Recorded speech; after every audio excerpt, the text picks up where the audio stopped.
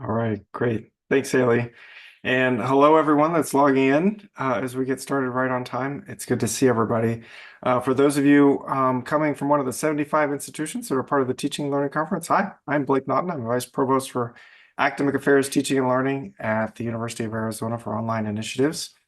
And I have this distinct pleasure today to introduce someone that I consider to be a dear friend and also someone that I have learned a whole lot from to share a whole lot of insight with you and to come to us as someone who understands the role of our institutions in teaching and learning from a variety of perspectives, and someone that I believe that will be able to share with us a new way of viewing our work and a new way of viewing the institutions which we participate every day.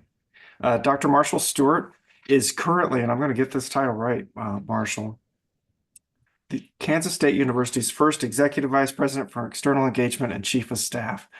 And what that means is that he's truly a land-grant leader that connects K-State to the communities that institution seeks to serve across the state. That's through the Office of the President, the way the President's Office engages, but also the corporate engagement, communications, marketing, government relations, in particular, the Agricultural Experiment Station, that research arm and extension service across the state, arts, military, veterans affairs, just a variety of ways that K-State serves communities in a broad portfolio. And he is in that role because he's demonstrated a great amount of leadership from some prior work at two other land-grant institutions. One was the University of Missouri, where he was the Chief Engagement Officer for the University of Missouri System and the Vice Chancellor for Engagement Extension at the University of Missouri's flagship campus of Columbia. And that's where I got to know, work with him, and consider him to be a mentor of mine when I was working there in engagement extension as well. He spent a whole lot of his career, and you'll hear pretty quickly by the accent that he's a Southern fella, in North Carolina State, where he got his degrees, including his doctorate of education. And back in the day, for those of you that care about teaching and learning, I know we have a whole lot of folks participating in the conference that were K-12 teachers at one point. He started out honest like that and was a teacher in a K-12 setting as well, and did a whole lot with youth development around things like 4-H and FFA. That's how we got connected to the College of Agriculture and Life Sciences and youth development and other sort of work at NC State as a critical part of his early career.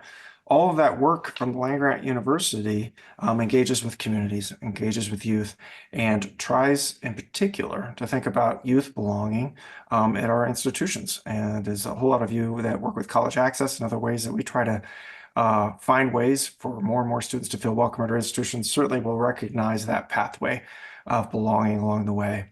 So when Haley and Teresa and others on our team were really thinking deeply about the land-grant mission, particularly the part of the University of Arizona Global Campus now being part of a land-grant institution, and they said, hey, you know anybody that might be able to talk about land grants and their connection to belonging and how we think about teaching and learning? And I was like, I got a guy. I've got the best guy in the country probably about that. Has worked at a number of different places, but certainly deeply feels in his blood and his bones every single bit of what I know that each of you are trying to do every day, which is how we get our students and our learners to belong, how we serve our communities, and do that in the land-grant way. So it's with deep reverence and pleasure that I get to introduce a mentor of mine and a deep friend, Marshall Stewart. Dr. Stewart, thank you for joining us today. Blake, it's good to be with you. You're way too kind in all your wonderful remarks there. Blake Naughton is one of the foremost professional people, a great leader in his own right that I've had the opportunity to work with. And it was such a pleasure to work with him in our years together at University of Missouri. So Blake, good to be with you now. I see that you're a Wildcat, Arizona Wildcat, and I'm a Kansas State Wildcat. So we now again share something in common We again. do. We're all together. A little purple, a little red and blue, but yeah. Well, no, it's all good. It's all cats. But we're really glad to be with you today. And let me just say a few words of maybe a little more to add a little more background. First of all, I never dreamed I'd be doing what I do today. I grew up in Eastern North Carolina. I've got all the distinction of being at NC State and the University of Missouri, and also here at Kansas State. But really, it's truly a pleasure to do this kind of work. It's an obligation I feel because I'm a product of the land grant system. I had the opportunity to go there because of three wonderful agriculture teachers who really encouraged me and really told me, in fact, to go to NC State. And I did, and it changed my life. It was a life-changing experience for me. The university experience was eye-opening. It gave me a sense of belonging and also a sense of the world that I had never really dreamed of. And so, extremely glad to be with you today and to have this opportunity to be a part of this conversation. I might also add, too, though, that what this university work does for me, it allows me to fulfill a mission. And I really believe that's important for all of us. And maybe that sets a nice tone for what I'll talk about today in the land grant, is that I really believe, and I have true sense of earnestness, and when I say this, that I believe I was put on this earth for really three reasons, and that's to serve others, is to lead others, and it's to grow others. And serve, lead, and grow have been part of my life for a long time.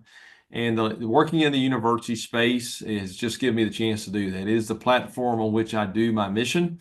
And my mission is, again, to serve the greater good, to do things through the university that will really impact communities and individuals, to have the chance to really work in many ways to lead change and transformational change in some cases in the land grant system and the public higher education system. And then finally, to really grow people. There's no greater joy that I have, and you would experience this as educators, than to work with people and to help them achieve dreams and ambitions and aspirations they never thought possible. So all of that to me is sort of the mixture of things. It's the concoction, if you will, that really draws together the recipe of what makes it important for me to work at the land grant university. And I love it. I truly embody it. So what I'm going to talk to you today about is some of that history and how we got to where we are and what it means for the future and where I think we can go. I do want you to have questions, and certainly I'll take those toward the end. I've tried to leave plenty of time for that. I'd love to have your questions, but what it means for that and how the land grant itself is actually a symbol of inclusiveness in many ways. And I'll get into some of that and what it means and what it did, how it transformed the country. So we're going to talk about the future of the land grant and what it means to the global campus there at the University of Arizona. As we do that, some things I want us to really begin to think about include where we came from. You know, if you look at the history of the land grant, you have to go back to really 1862. And it was in 1862 that a person by the name of Abraham Lincoln was the President of the United States. How appropriate today on election day that we're talking about one of the most historic presidents and one of the most influential presidents of our history. And Lincoln did a lot of things in his day. He not only created the U.S. Department of Agriculture, he not only ended the Civil War, he not only did the Homestead Act and the expansion of the railroads in the West, but he also did something called the Morrill Act, named after Justin Morrill. And Justin Morrill was a senator from Vermont. And together, they put together legislation that became what we know as the Morrill Act or the Land Grant Act, 1862. Prior to 1862, only the affluent and well-connected could go to college or have the opportunity to go to the university. If you weren't of a certain class, if you didn't have a certain background, certain credentials, if you will, in terms of wealth primarily, you really didn't get to go to higher education. And with the stroke of a pen, and on July the 2nd, 1862, he changed that because at that time they took what was called the Land Grant Act into action over the next period of probably 30 to 40 years. For most of the country, as it developed, there were land grant universities established. Those land grants were basically what the language says. They took land, sold land in states, that the proceeds of that were given to the state on a formula, and that's how land grant universities were established. So, for instance, in your state of Arizona, the University of Arizona is a land grant university. If you're here in Kansas, K-State's a land grant.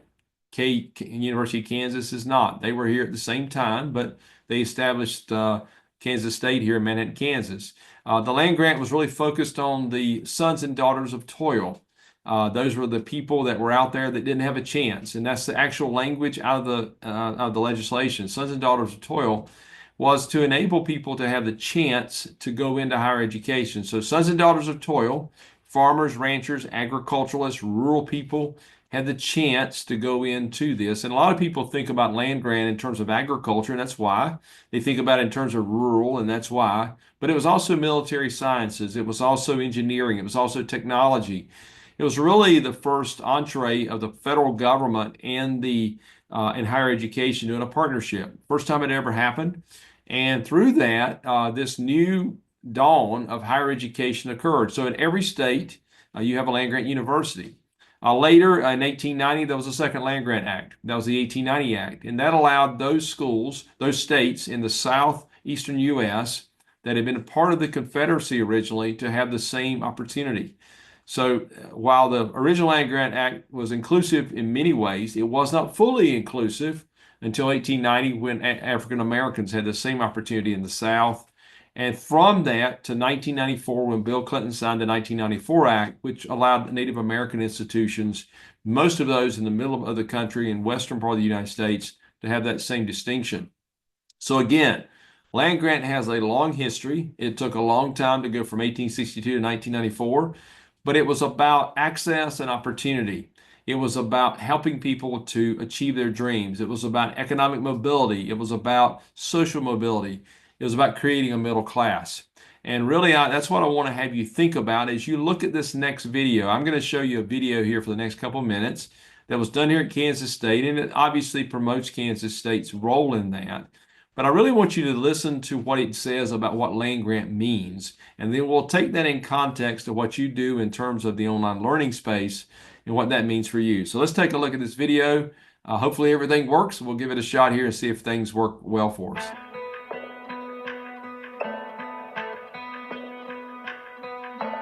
Well, so often we talk about land-grant universities, and you really wonder if people understand what it really means.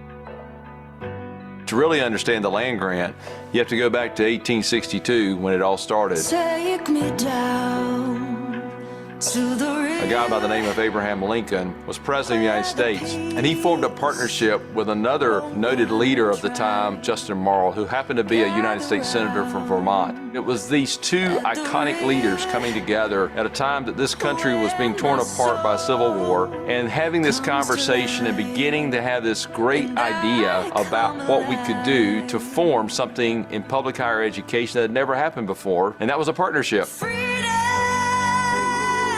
Prior to 1862, the universities in this country were only for the affluent and the well-connected. There was no middle class. If you were not in that realm, you didn't get to go. The Morrill Act forever changed higher education. For the first time, people began to matriculate from this lower segment of society into higher education, and therefore a middle class was created.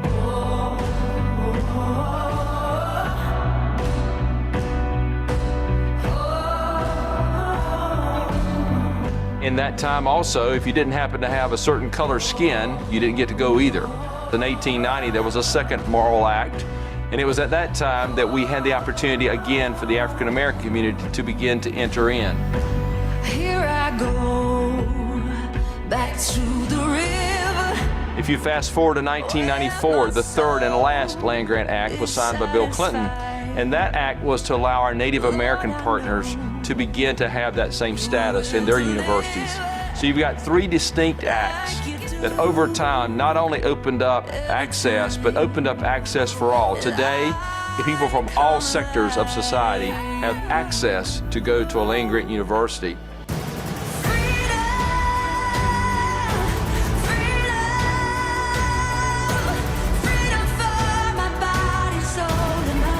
One of the unique things about Kansas State University is it was the first operational land grant. Nobody has it as central to their mission. It is in fact our birthright. And what a wonderful thing that is here in Manhattan, Kansas, the epicenter of the land grant idea. If you fast forward to today, is another opportunity to reset and think again about what it means to be a next generation modern land grant university. So I think it's extremely important that we continue that legacy, that we think about what we're doing for the middle class, how are we serving those future needs of future Kansas. And how do we do that? We serve them by providing research and innovation. We know if we do good things in Kansas, we can do good things around the world. It is about access, it is about opportunity, it is about affordability, it is about encouraging people to enter that middle class, to have economic and social mobility, to allow them to achieve their dreams and go beyond what they can dream.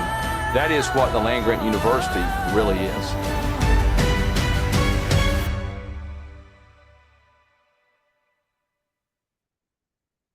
So, A lot in that. Hopefully, that gives you a good sense of the history of the land grant and where we've come from. But the question I want to ask you is, are you serving in a land grant university, or are you serving in a university with some land grant components? You see, in many of our universities today, we have components of it. You might find strong outreach, as Dr. Naughton talked about with the extension program, which I know you have there at Arizona. You also have experiment stations around the state. You have agricultural research farms that do that great work. Oftentimes, what we have found is that the idea of land grant has been relegated to a few areas within a university. But I'm here to tell you today that it is supposed to be the whole university. And so as you think about the online environment, just as we took extension into communities using extension agents back in those days, and we still do that today across the country, we do it here in Kansas, you are another form of extension because you're extending knowledge, you're extending the university into the hinterlands, not just in your state, but literally around the world because you are a global entity. So I want you to think about that idea of extending knowledge. You know, when we think in Kansas, here we think about, our student body on campus. We think about 20,000 students, 21,000 students, but then we think about 2.8 million people in Kansas that we try to serve. But then we have a bigger footprint, obviously regionally, globally, as we go around the world. But think about the reach you have and how inclusive you can be and the belonging you can bring to people in their lives and give them agency through extending the knowledge of the institution, the research-based information that comes out of knowledge that comes out of public higher education that enables people to have that same idea that Lincoln and Marl had, which is to create economic mobility and social mobility in their lives. So again, the thing I want to have you think about today is that while you may be in the online space, you are just as much land grant as those who work on the campuses, or those who work in county extension offices, or those who work in research around the particular state you're in. You're doing the same thing because extending knowledge is not just a line item, it's an idea. And it's an idea that's transitioning and transforming every single day, and how we engage with communities, how we strengthen that. It is the distinction of the land grant, is that we're able to do that we see all these people as our student body. And as you think about being a global campus, a global entity, you certainly have a lot of students out there that you can still reach. And your job is, and your responsibility is, and your obligation is to reach out and touch those individuals in an inclusive way to bring rich teaching and learning to them so that, again, at the end of the day, whether they get a credential, a micro-credential, whether they get a certificate or they come in and get a degree, matters not. What you're doing is giving them economic and social mobility, just as Lincoln envisioned for a new middle class. So again, today, thinking about your role in that space and what it means for you. So if we were creating a land grant university today, what would it be like? Well, these are images that are here from our campus here at Kansas State.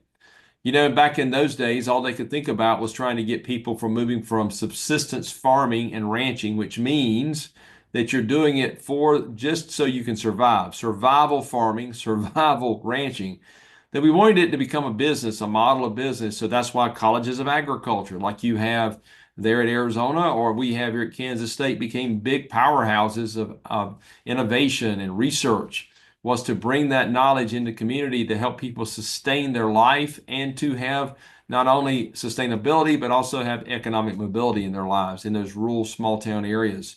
If we were doing it today, though, we would think about urban areas. We'd think about areas like in your state, Phoenix, if you're in Arizona. If you're thinking about Tucson, or you're thinking about places that you may have never thought about back in the day of Lincoln, today you think about that. When we think about that, we think about the Kansas City area. We think about Wichita. We think about Manhattan, Kansas. We think about those more urban areas where there's concentrations of people that probably originally in 1862 they were not thinking about because it was for the needs of the day. Well, today the needs are greater. Here at Kansas State, we talk about being a next generation land grant because we want to be redefining what Lincoln's vision was and put it in modern context of what it means to reach into community, to change their lives, to impart knowledge and partner with them in new ways.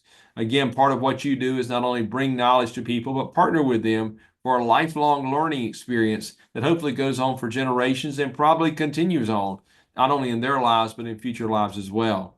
So again, I have you think about if we were creating this today, how we do it differently. And you guys sit in a special space because you're on the cutting edge, maybe the bleeding edge of that work, and you have the opportunity to do that in a very unique, robust way. So let's talk about access and opportunity for all. I said it a few minutes ago that our student body, when we think about it, it's not just the 21 or so thousand here. We think about 2.8 million people around the state. And that's what I would have you think about. How many people can you serve? When I talked to the staff a little earlier prepping for this several weeks ago, they were telling me that a lot of your student body is actually in the southeastern part of the United States, which I found to be very interesting. So obviously there's been some traction there over time for students learning and wanting to get involved from that perspective. So your brand awareness is there. But what can you do to attract more learners? One of the things I think we have to think about differently today is not just think about students, because when I say the word student, it probably conjures up in your mind someone sitting in a classroom, someone maybe of a certain age, maybe that 18 to 22-year-old that historically universities went after. We got to think about learners. We need to reframe our language from being student to learners. And what does it mean to go after the learners and have access and opportunity for all? To be inclusive in that, in our strategies and how we adapt our technologies so that people can learn and have the shared opportunity to learn. So often people we find from a research perspective, when you look at learning and stages of learning, they learn in a more collaborative space better when they can see another learner, they can interact. And those are things that we continue to fine tune in this space of online learning. And I know you guys are working on that and continue to do that. And we want to be, again, partners with you, but I want to encourage you to continue that.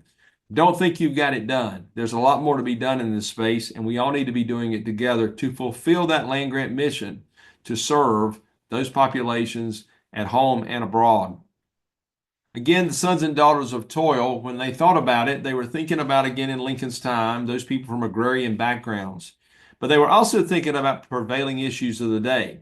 They were thinking about rural poverty. They were trying to get people to move again to have move from subsistence farming to being a productive agricultural enterprise in many communities. But today, we look at many more issues. We look at things that really look at all kinds of things. And this gives you a scattering of some of those issues that communities think about and land grants have to think about. Back in the day, land grants didn't think a lot about healthcare or mental health or out-migration or workforce development. But today, we are thinking about those things, including business and community development, housing and childcare, and increasing leadership capacity in communities. We're thinking about the environmental changes, the aging changes, and broadband connectivity. Think about the way you can reach people through the online platform that you have on a variety of topics that we could never reach those learners like you do in the global perspective that you have, the global platform you have.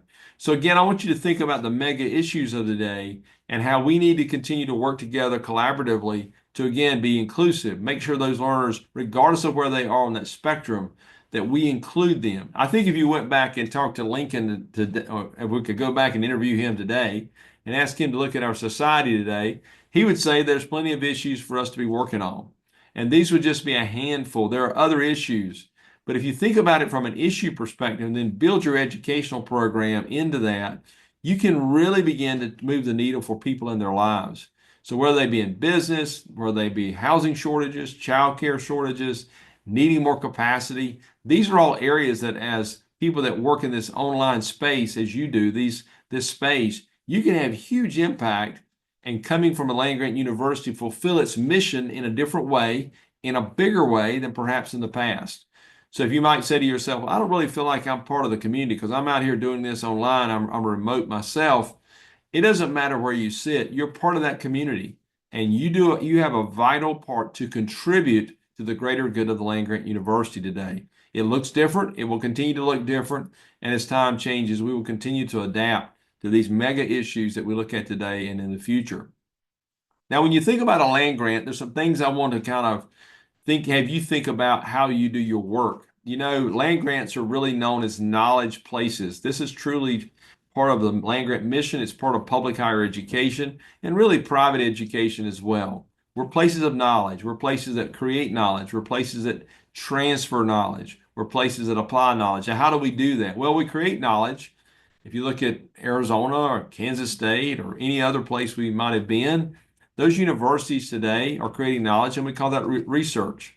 That's where we are creating new knowledge, breakthroughs in cancer research, or new things in engineering, or new technologies on how to teach, and learning styles and how we move into those new areas. We know that AI today is one of the big areas, and it's going to continue to be in the near future. So that creation of knowledge and how we interact with technology is going to be a big one. We also know that we are really good at universities of transferring knowledge, and we call that teaching. That's where we take the knowledge that we were creating and we move that into the classroom. Now, the classroom could be that traditional classroom on campus, or the classroom could be someone sitting at their kitchen dining room table taking a course with you. So again, it matters not where the student sits, it's how they're able to get that knowledge and that transferability of that knowledge into their lives. And then finally, there's an application side of that. And this is really the extension side. The tripart mission of a land grant is to extend knowledge. I would gather to say that much of the work you do really sits between these areas of transferring knowledge, the academic mission of the university, and the application, giving people really applied work, applied kinds of technologies, and applied kinds of learning that really can be put in their lives. So again, you don't have to be a part of the extension system to be extending knowledge, to applying knowledge, but I would say that you're part of extension because you are extending knowledge in different ways into the communities that you serve. So again, the land grant mission is something important to remember, and that's what distinguishes a land grant university from others. Every university that you run into will do probably teaching. We hope so, because students are the core mission. Every university will probably say that they do mission work in terms of research. But not every university does this thing of application side. And that is the distinction, definite distinction of a land grant university. So again, something to think about is you think about how you create, you transfer that knowledge, and you impart that knowledge in an applied way to the learner. So what are the leadership challenges we face? Well, I would say what we do and why we do it has not and will not change. What we do and why we do it, we're still going to be about that, just like they were in Lincoln's day. They were about trying to create knowledge. They were trying to impart knowledge. They figured out how to extend knowledge over time through various other acts that came about after the Land Grant Act. But I will also say that how we go about this work will change.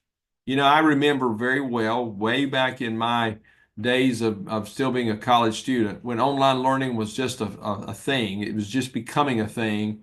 And I remember taking courses that were online for the first time. They were clunky. I look back at that, I'm like, how did I ever do that? And I took those when I was working on my doctorate. And I look back at that, and it was very stale. It was computer screen. It was not really a good experience, to be honest with you. That has so changed over the time, and especially during 2020, as we experienced COVID and the many things we saw adapt during that period of time. So how we change will continue, how we adapt, how we change will forever be there. And what we've got to be as educators, as people that are professional in this space, is have the adaptability and the willingness to make those moves forward. So I want to encourage you, as you make those changes, keep that inclusivity and that sense of belonging that's important to the learner in place. It's one thing to have great content, but if you can't deliver it and help it be applied in their life, you really haven't finished the job. So again, as teachers, as instructors, as people that are professional educators, it is our job to figure out how do we translate this knowledge and move it into a space where people can feel it, the sense of belonging, they feel part of a community, and again, through that, they get greater economic and social mobility. Some of the things I think about our past, and this is something that I really think about the land grant, is these different indicators that I really probably struggle with sometimes because as I've worked in this space, as Dr. Naughton knows, for a long time, I have been known a little bit as a renegade at times to push the envelope and to cause people to think hard about things. But I really would challenge us to remember that our past should help us and not hinder us. It should be informative to us. It should push us, not predict us. It should strengthen us, not cause us to surrender. It should be constructive and not constrictive to us. It should drive us and not deter us. It should launch us and not limit us. Our past should be something that grows us, that informs us, that directs us. It should polish us and not punish us. It should increase and not inhibit us. It should teach us and not tether us. My point in sharing this is we're living in a time of enormous change and transition. Socially, there's lots of change dynamics in the world and certainly in this country. There's a lot of grounding that needs to be done in terms of our lives and making sure that we stay centered on what's important. But as we do that, we got to make sure that we don't remain static, that we don't think, well, we've arrived as teachers, as educators. We got to remember that that student, that learner that we're serving is constantly moving. And as they're moving, as they're getting more information, it is our responsibility to move with them.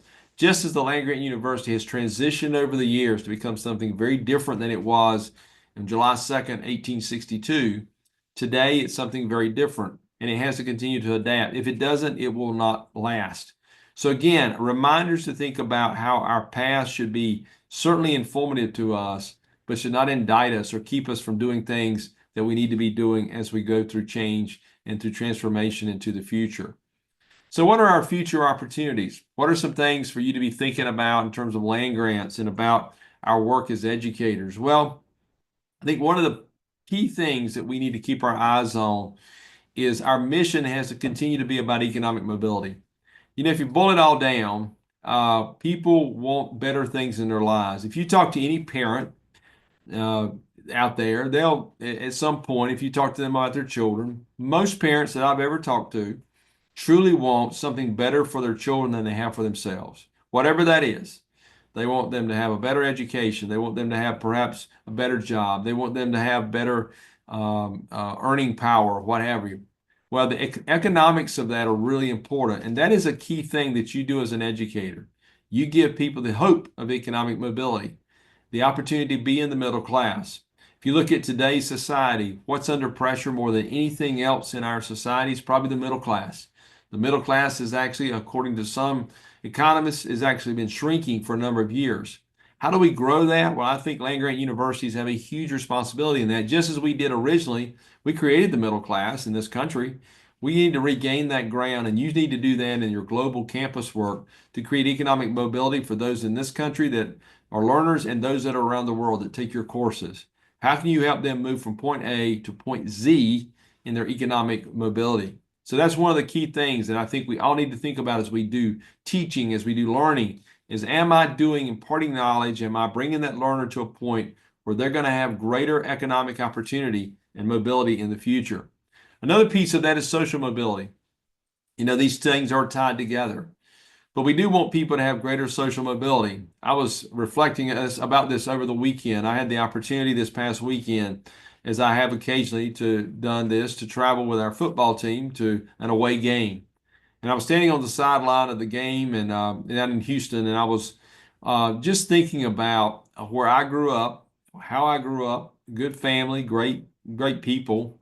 But I'm living a dream that most of them could never have imagined. To stand on the sideline of a college football game, to get to know people at that level, that's social mobility. And it was unlocked for me by the land-grant university. Now, I would say today that learner doesn't have to come to the campus. You can actually go to them. And I think what we have to think about is how do we provide that pathway for economic and social mobility to occur? That's at the heart of what we do as a land grant, is to bring people to a better place, move that learner to a different status where they can then, again, through their own self-agency, continue to grow and mature as individuals and collectively, perhaps as families and or communities. Another thing I want you to think about is your work in changing the narrative about higher education. You have a great role in this. You know, we know that today people have somewhat of a mistrust of higher ed. They say we're ivory tower. Maybe a college degree doesn't mean as much as it used to. You know, cost of college is too high, those kind of things. But I will tell you that the value of a higher education degree, credential, micro-credential, or certificate is powerful. Anytime a person moves on that continuum of education and gains more knowledge, they are able to have greater self-agency, greater confidence. You know, several years ago, I had the opportunity when I was at the University of Missouri to do some work with some folks in the state, and then in this case, it was the State Chamber of Commerce, who was doing some great work around reduction of opioid use in the state. We had a real crisis in certain counties, certain communities around that. And they were trying to reduce that. And one of the things that we found in working with the state chamber was there's a direct correlation between people not having social and economic mobility and opioid use. In other words, if they weren't seeing their lives move forward, depression set in, and many times those people that were using opioids were in the lush, great neighborhoods. It wasn't just necessarily people that were underserved. It was people in great neighborhoods that appeared to have everything, but yet they were using opioids in a destructive way. So again, education unlocks that. If we can give people economic and social mobility, then we're able to change that narrative and cause people to see the power of education. The power of education reduces negatives, be it opioid use, negative health indicators, sort of those things that cause us great pain in our society. We can change that narrative, and part of that is you positioning higher education through your work and through others to do that in a powerful way through the land-grant university system. Another thing is I think we've got to think about is how we leverage technology and research discovery. Knowledge today is being created at a faster pace than ever before, and certainly AI is having a huge influence on that. Artificial intelligence is allowing us to do things we never dreamed possible, and it's going to be an interesting path to see where that all leads. But we got to leverage that technology. We can't assume that technology will go away, because it won't, or that we can be away from that technology and those research discoveries that occur in that in any way. We need to embrace it. So my challenge to you is new technologies, new ways of learning, new ways of delivering that message, that content come about. Embrace that. Figure out how to do it. A few years ago, we thought flipping a classroom was a big deal, and everybody was chatting about it. Now it's old school now. Everybody has done that. So what can we do? What are those things we can do to engage learners in different ways using technology, getting it on their phone, their social media, whatever it is they're using, to engage that learner in different ways so that we leverage those technologies, again, to advance learning in our society. Another thing that I believe we've got an opportunity to think about is how do we advance civility and democracy in society, and how appropriate I bring this up on a voting day. If there's one thing that the land grant did, think about this, 1862. Think about what's going on in the world in 1862. There's a lot going on in this country, and it's not good. Well, the land grant, it's interesting, was established, and land grants became a place where unbiased knowledge could be created through research. They also became places where people could have conversations, sort of a neutral ground. And I believe we have the opportunity to have that and continue that and expand that in community. Now, community can be online. Community doesn't have to be in a place, in a particular county, in a state. It can be online. But I want to encourage you to think about ways that you can advance civility, not a political ideology, not a particular way of thought, but to encourage people to think. I think that's one of the roles that universities have. And I think universities need to have ways to cause people to think critically about issues, to come to their own truth of what they believe and what they think by looking at multiple sources. So often today we find that people are channeled in certain areas. Universities have an opportunity to expand that and cause the learner to see different perspectives. One of the things that's been really interesting for me in teaching and learning about the land grant over the last few years is I've been teaching a land grant course every other year starting in 2020, a graduate course that's broadcast around the country. Lots of universities tie into it. It's all graduate level, PhD and master's degree students, and I have about 20 to 25 in the class. And one of the things that really has been interesting was the diversity of students in that group, because I've got everybody from hardcore rural to that most urban student looking at this land grant in very different lenses and what it means to them. And that's been a powerful thing. How do you cause people to have conversations in this online space, which is so powerful? So as one that has used this technology and continues to, and I'll be teaching again this summer, for I guess the fourth time I'll be doing this, first time at K-State. As I'm doing that, it's really a powerful thing though. And what you are able to do is bring people from very diverse thought, background, culture, and have them have a conversation that perhaps would have never happened without the technology. So I think there are opportunities for us to use technologies to advance civility, to change the narrative, and to create more economic and social mobility all at the same time. These are opportunities as educators and people in this space I hope you'll be thinking about. So some things I want you to think about as we go forward, and these are 5 things that I really believe that as educators in the land grants in particular, we have an opportunity to do. We got to focus on the middle class. I've said it before, there wasn't a middle class before the Land Grant Act. Middle class came as a result of that, and you can literally look at the trajectory of how things happened in the years in the late 1800s, all up through the 1900s.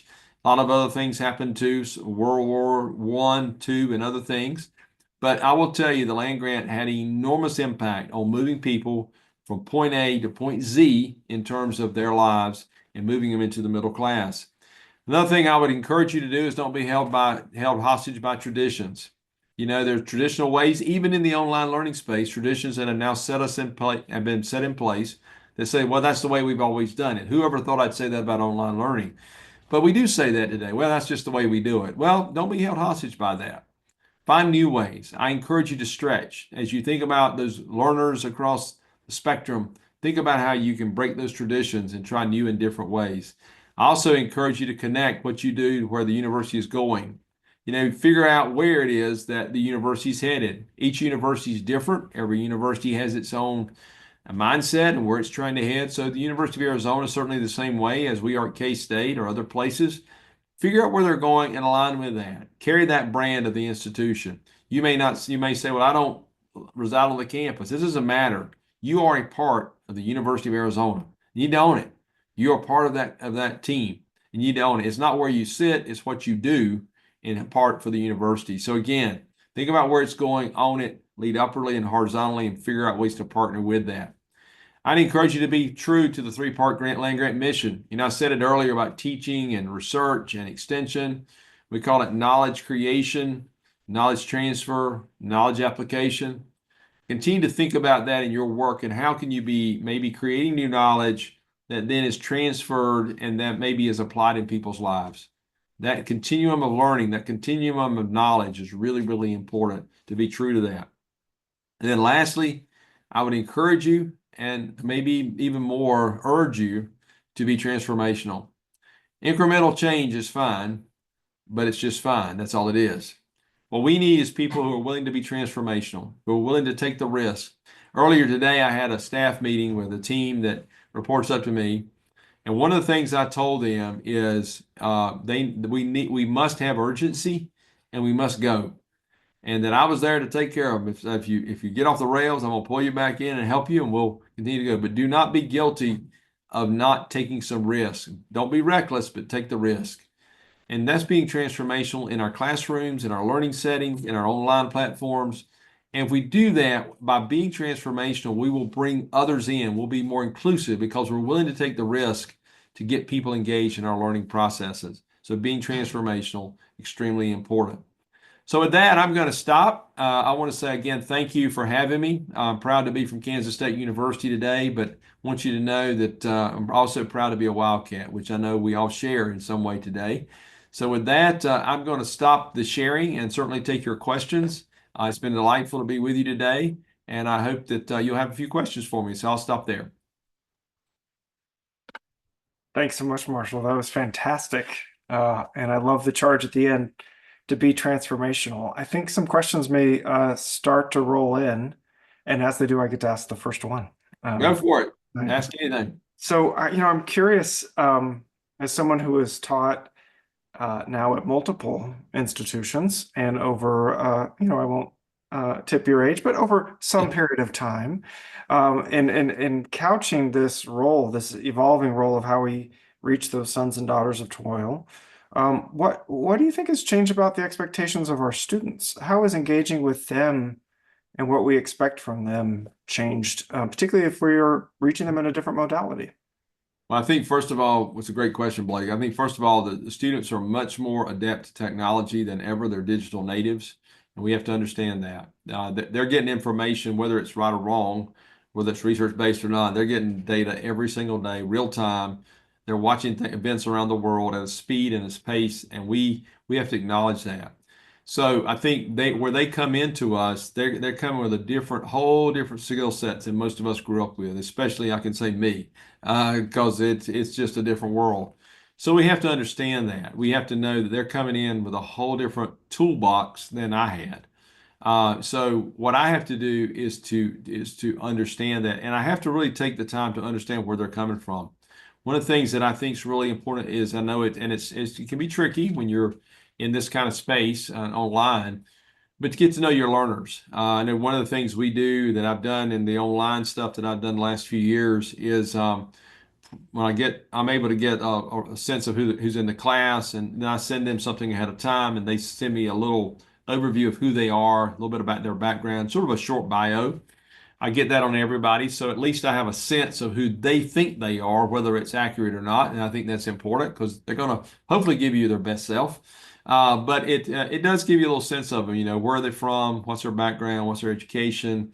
What they're interested in. And so going into the classroom, I have a sense of who they are a little bit.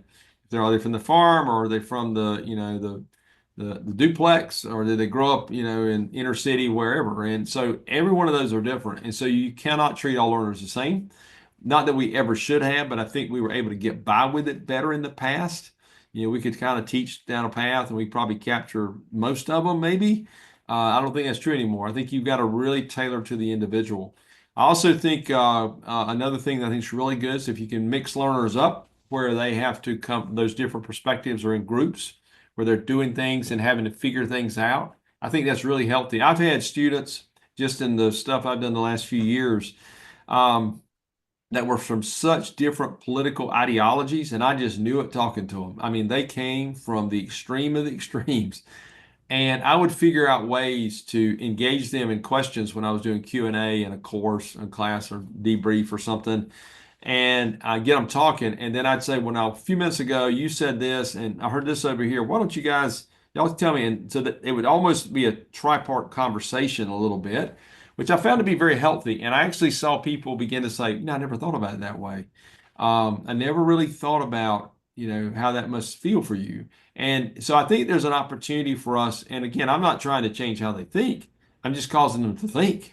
I think thinking is a lost art. And so we need to have people think. So I think learners, to your question, Blake, are coming in at a very different place than we've ever seen them. The other thing is I think we got to recognize they have more choices than they've ever had. They don't have to come to us. There's, private, there's for-profit, there's all kinds of ways they can learn. And we have to acknowledge that. And what we have to do too, though, is distinguish ourselves in some ways. We have to be able to show evidence-based work that has proof that it's real, that it's not just our theory and our belief, but it's true stuff. And we have to show that and show them how to look for that. One of the things I've tried to do is show students how to look into if I say something, I say, well, no, I want you to check me out now. Truth me. Go check this out. Here's 3 or 4 sources. See if I'm telling you the truth. And they go, oh my gosh, the land grant thing is really interesting because one of the things that I didn't get into today is there's a tremendous amount of controversy around how the land was acquired. The truth of the matter is that the federal government took the land from the Native Americans and they sold it out from under them. That's truth. Well, when I say that in a class, you can imagine I have people going, oh, it can't be true. Yes, it is true. And I have them go look it up. I give them where to go, check it out. Oh my gosh. I mean, I have people that were so convinced that was not true. Come back into class the next week and they're going, you won't believe how bad those people were. How could they do that? Well, that's an enlightening moment, and so I think it's really getting that learner to engage in that way. If I can get them in that conversation where they're coming up with questions and saying, I had no idea. I know I'm winning. That's when I'm winning. When I'm getting them to think critically, not just regurgitating information. That's a long answer to your question, Blake, but there's a lot in your question. So I hope that's okay. No, I like your long answers, Marshall.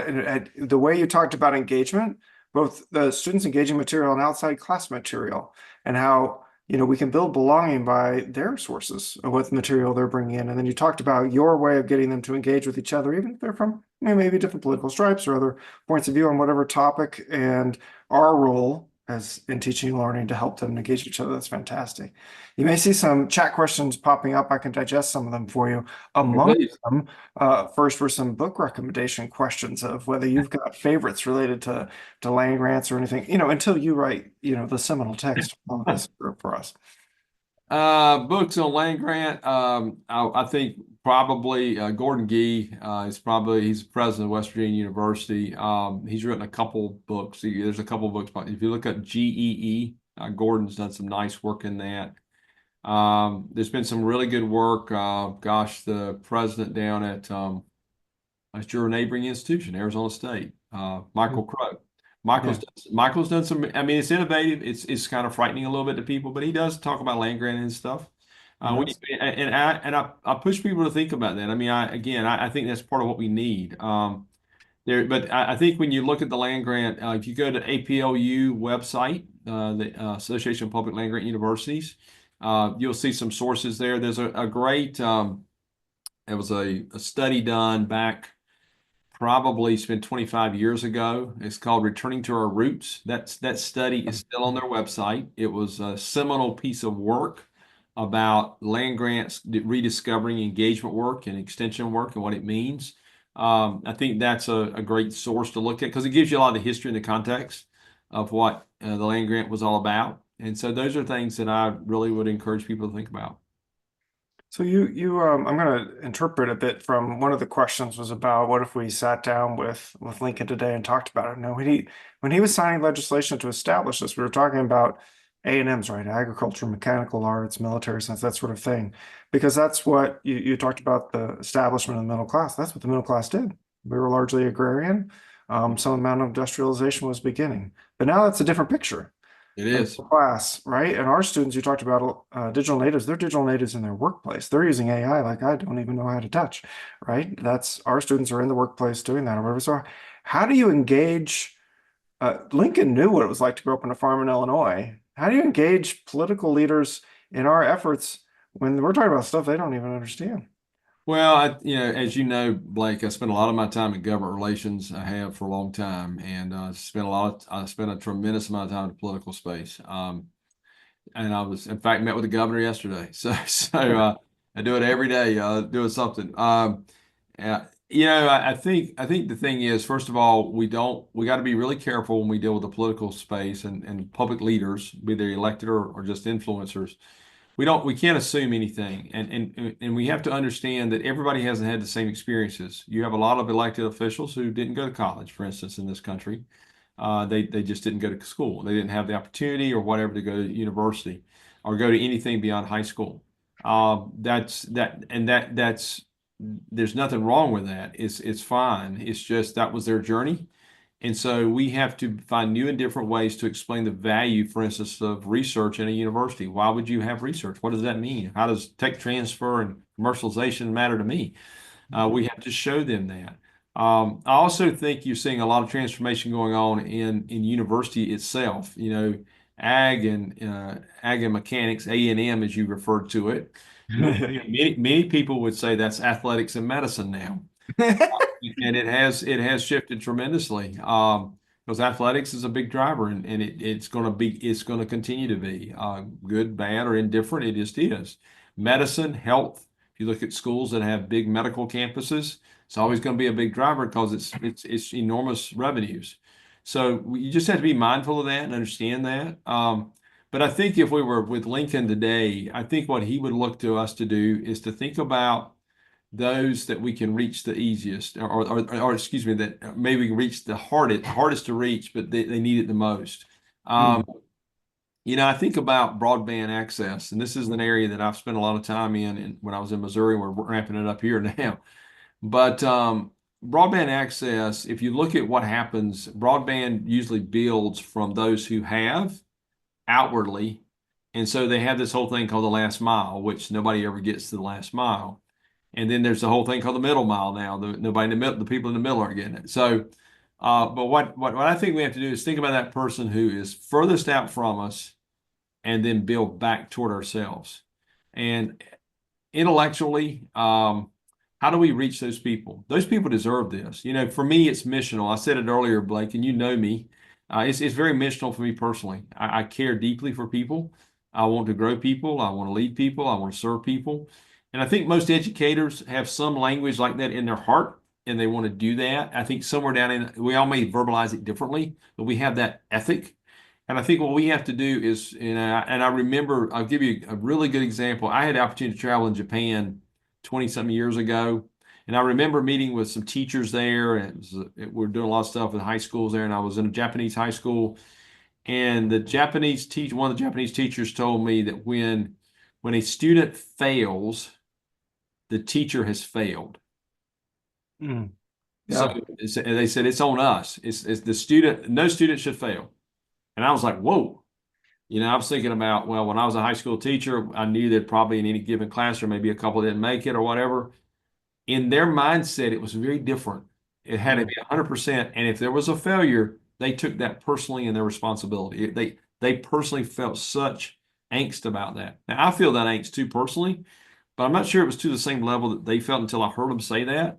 And I was like, that's right. That's something I should own, that my job is to reach those furthest out. I need to go reach them. And I think Lincoln would say to us, look at the landscape of the world. Where are those people that need access the most? Go find them, bring them in. And in the middle of that, you'll catch the middle mile and you'll bring those that are closer to you. They'll come too. But if you go out and reach further, you can come back in. Then you go out further and come back in. And so I just think that's what we have to think in our mindset. And even if they get in our classroom, they can be sitting in our online classroom, 10 different boxes on a screen. I'm looking at them. And there's maybe that one box that's maybe not checked in with me as much. And maybe I got to work a little harder on that box than I do the other 9. And that's on me. That's my job as a teacher. That's part of being a good teacher. So I don't think that part's changed. I think that was true in Lincoln's day. I think it's true now. I just think we have to be reminded of that as we think about our role and responsibility as educators. So in thinking about that last mile and reaching that last student and the way that we do that, and certainly I think those of us that have a passion for online education know that that's who we're trying to reach, and hopefully there'll be some broadband to help them along the way. In doing that, there's a pull sometimes from mothership campuses that when they were established, maybe were in that Lincoln mindset of reaching out, but that are now big research engines, and their metrics of success are quite a bit different than that, reaching that last mile in an affordable way as an opportunity campus with broader admission standards than the main campus. How do you navigate that push and pull? Well, you've watched me do it, Blake. In the past, there is a way to do it. I think the key to it is one of the slides I had was about the narrative. But just to share with the group today, there was the university that Blake and I worked together on had lost a lot of enrollment in 2016. They were really in a tailspin, a lot of things going on there at University of Missouri at the time. And one of the things I saw was an opportunity in that. I said, if our unit, which we were extension engagement there, if we can become the key to getting the state to come back, then we can become something really special here. And that's what we did. We positioned ourselves as the going around the state and being the change the narrative guys to move the state back toward the university. And we were able to do that. And because of that, that was a lingering memory for them for a long time. And it still lingers there, actually. They have not forgotten that. And because of that, as I left there, the system there is still in place, very much intact, because they know that system is what brought that university back. That was really critical in that.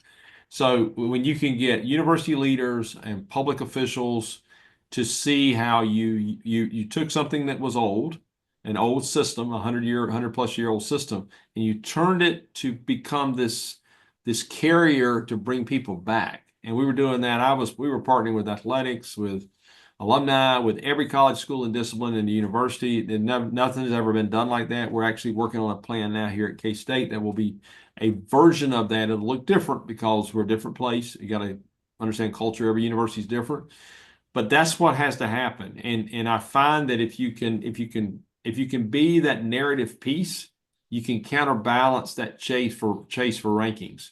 Rankings run on metrics, and it's research expenditures, it's size of your endowment, it's certain things like that. Nothing wrong with that, but you don't have to be either or. My point in that is you can be both. You can have both going at the same time. It takes a lot of work. It takes vigilance. And honestly, it takes a lot of courage and a lot of leadership to do it, but it can be done. And you just have to will it in. So for people that say you can't do it, that's just not true. It can be done. I love it. Well, that's a great way, it just in general, to wrap us up, to say it can be done, that we can move forward, that we can build this place of belonging and teaching and learning. We're right at time, thank you so much, Marshall, for the presentation and the dialogue. It was truly a pleasure. Haley, it's all yours. Thank you so much, Dr. Stewart. Thank you so much, Blake. Well, TLC Learning Community, it's been a busy and productive day for our first day of the 10th annual TLC. We started the day off with co-constructing learning outcomes. And before you go, Dr. Stewart, I just wanted to reiterate that we appreciate your time and expertise.